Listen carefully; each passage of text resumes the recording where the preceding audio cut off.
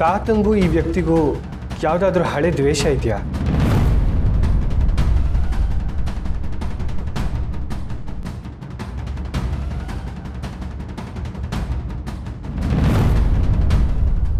Thank god ಆ ಒಳಗೆ ಬಂದಿರೋ ಒಂದು ಪೇಷಂಟ್ಗೆ ಇಂಜೆಕ್ಟ್ ಮಾಡಲಿಲ್ಲ. ಇಂಜೆಕ್ಷನಾ? ಎಸ್, ನಮ್ಮ ನರ್ಸ್ ಅವ್ರನ್ನ ನೋಡಿದಾಗ ಅವ್ನು ಧರ್ಮರಾಜ್ಗೆ ಯಾವುದೋ ಇಂಜೆಕ್ಷನ್ ಕೊಡ್ತಾ ಇದ್ನಂತೆ. ಆ ನರ್ಸ್ ಬರ್ತಾ ಇರೋದು ನೋಡಿ ಹೆದರ್ಕೊಂಡು ಓಡೋಗಿದ್ದಾನೆ. I found this injection bottle ದೇ. ಅವ್ನು ತಂದಿದ್ದ ಮೆಡಿಸನ್ ಏನಾದರೂ ಇಂಜೆಕ್ಟ್ ಮಾಡಿದರೆ ಧರ್ಮರಾಜ್ ಅವ್ರಿಗೆ ಪ್ಯಾರಾಲಿಸಿಸ್ ಸ್ಟ್ರೋಕ್ ಆಗಿರೋದು.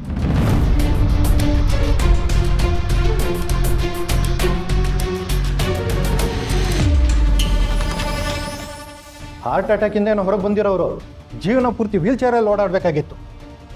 ಅಮ್ಮ, ಐ ಥಿಂಕ್ ಧರ್ಮರಾಜ್ ಅವ್ರಿಗೇನೋ ಥ್ರೆಟ್ ಇದೆ. ಯಾವುದಕ್ಕೂ ನೀವು ಒಂದು ಪೊಲೀಸ್ ಕಂಪ್ಲೇಂಟ್ ಕೊಡಿ. ಹಾಗೆ ಪೊಲೀಸ್ ಪ್ರೊಟೆಕ್ಷನ್ ತೊಗೊಂಡ್ರೆ ಬೆಟರ್.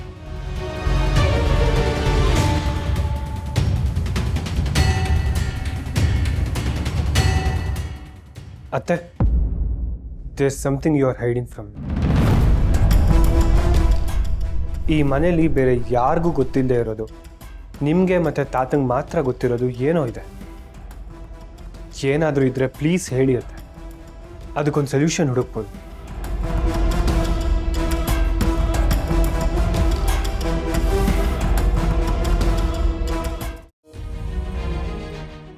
ಅದಿ ಬಾ. ಅಲ್ಲಪ್ಪ, ನನಗೇನಾದರೂ ಕೇಳಕ್ಕೆ ಹೋದ್ರೆ ಈ ವಿಷಯ ಈಗ ಮಾತಾಡೋದು ಬೇಡ, ಅಮ್ಮುಗೆ ವಿಷಯ ಗೊತ್ತಾಗೋದು ಬೇಡ. ಅಮ್ಮನ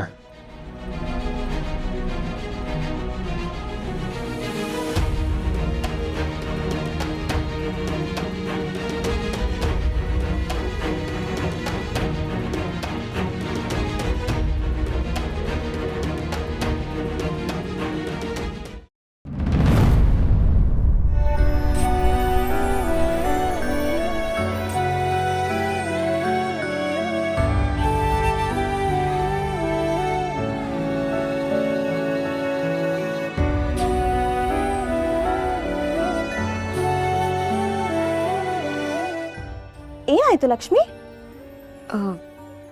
ಏನಿಲ್ಲ ಐರಾ, ಹೀಗೆ ಇದ್ದಿದೆ ಮನೇಲಿ ಪ್ರಾಬ್ಲಮ್ಸ್.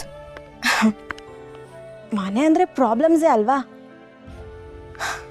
ಅದರಲ್ಲೂ ಹುಡುಗಿರಿಗೆ ಮನೆ, ಕಾಲೇಜ್, ಆಫೀಸ್ ಭೇದ ಭಾವನೆ ಇಲ್ಲ, ಎಲ್ಲದರಲ್ಲೂ ಪ್ರಾಬ್ಲಮ್ಸೇ.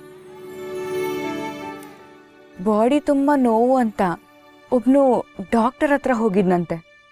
ಆ ಕತೆ ಗೊತ್ತಾ ಐರಾ ನಿನಗೆ? ಇಲ್ಲ. ಒಬ್ಳು ಅನ್ನೋದನ್ನ ಒಬ್ಳು ಅಂತ ಮಾಡ್ಕೊ.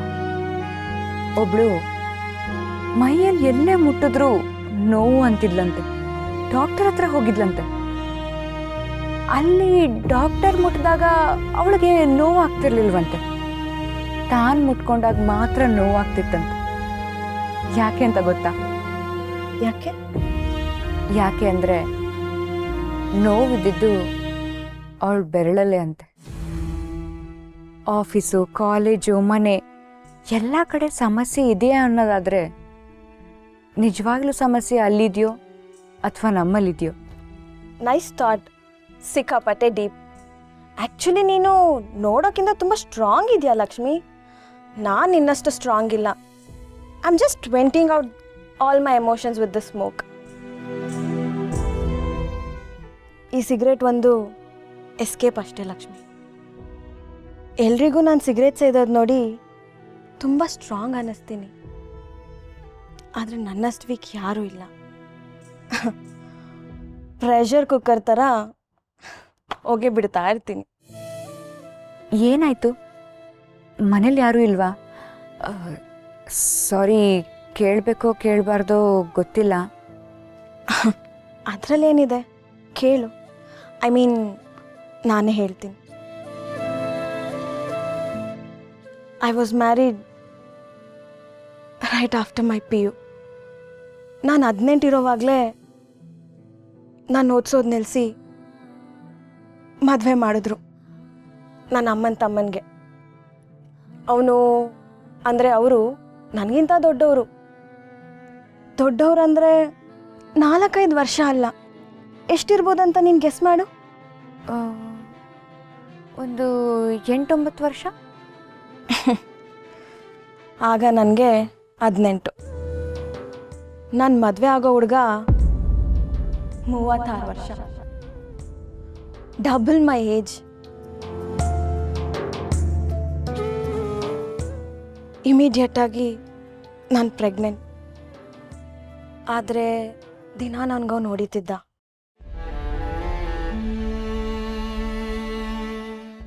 ಏನಾದರೂ ಇಂಪಾರ್ಟೆಂಟ್ ಮಾತಾಡ್ತಾ ಇದ್ದ? ಡಿಸ್ಟರ್ಬ್ ಮಾಡಿದ್ವಾ? Nothing at all. ಅವನು ಹೊಡಿಯೋಕ್ಕೆ ಕಾರಣ ಯಾವುದಾದ್ರೂ ಸಾಕಿತ್ತು. ಲೈಕ್ ನಾನು ಲಿಪ್ಸ್ಟಿಕ್ ಹಾಕ್ಕೊಂಡ್ರೂ ಹೊಡಿತಿದ್ದ, ನಾನು ಚೆನ್ನಾಗಿ ಡ್ರೆಸ್ ಮಾಡಿಕೊಂಡ್ರೂ ಹೊಡಿತಿದ್ದ. ಕಂಪ್ಲೀಟ್ಲಿ ಅವನ ಇನ್ಫೀರಿಯಾರಿಟಿ ಕಾಂಪ್ಲೆಕ್ಸ್ನ ಓವರ್ಕಮ್ ಮಾಡೋಕ್ಕೆ ನನಗೆ ದಿನ ಟಾರ್ಚರ್ ಕೊಡ್ತಿದ್ದ.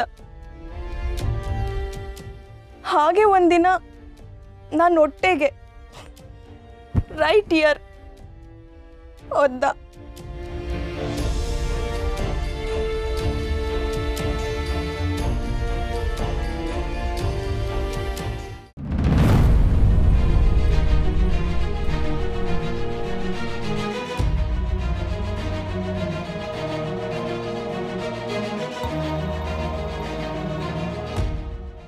ಯಾಕೆಲ್ಲರೂ ಒಂಥರ ಇದ್ದೀರಾ? ಏನಾಯ್ತು? ಏನೂ ಇಲ್ಲಮ್ಮ. ಅಲ್ಲ, ಎಲ್ಲರೂ ಸೀರಿಯಸ್ ಆಗಿದ್ದೀರಲ್ಲ, ಅದಕ್ಕೆ ಕೇಳಿದೆ ಅಪ್ಪ. ಡಾಕ್ಟರ್ ಬಂದಿದ್ರು, ಅವ್ರ ಜೊತೆ ಮಾತಾಡ್ಕೊಂಡು ನಿಂತ್ಕೊಂಡ್ವಿ ಅಷ್ಟೇ.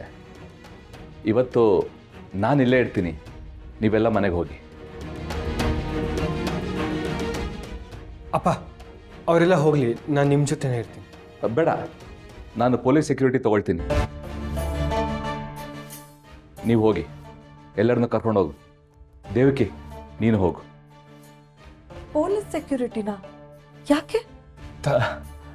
ಏನಿಲ್ಲ ಮಗಳೇ, ಜಸ್ಟ್ ಫಾರ್ಮಾಲಿಟಿ. ತಾತಂಗೆ ಪ್ರೊಟೆಕ್ಷನ್ ಕೊಡಿಸಿ ಅಂತ ಹಾಸ್ಪಿಟಲ್ ಕಡೆಯಿಂದ ಕೇಳ್ಕೊಂಡ್ರು ಅಷ್ಟೇ. ನಾನು ಇರ್ತೀನಿ, ನೀವೆಲ್ಲ ಹೊರಟಿರಿ. ಆದಿ, ದೇವಕಿ. ಅಮ್ಮ ಬಾ.